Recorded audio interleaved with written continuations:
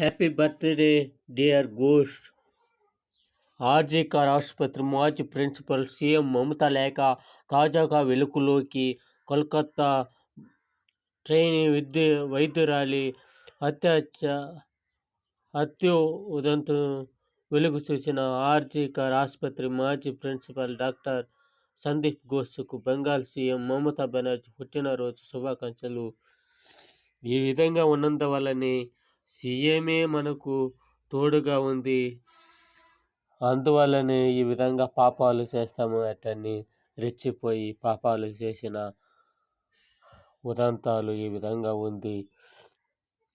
ఈ విధంగా ఎవరిని మనము చెడ్డవాళ్ళకి కూడా తోడు ఉంటే ఈ విధంగానే జరుగుతుంది.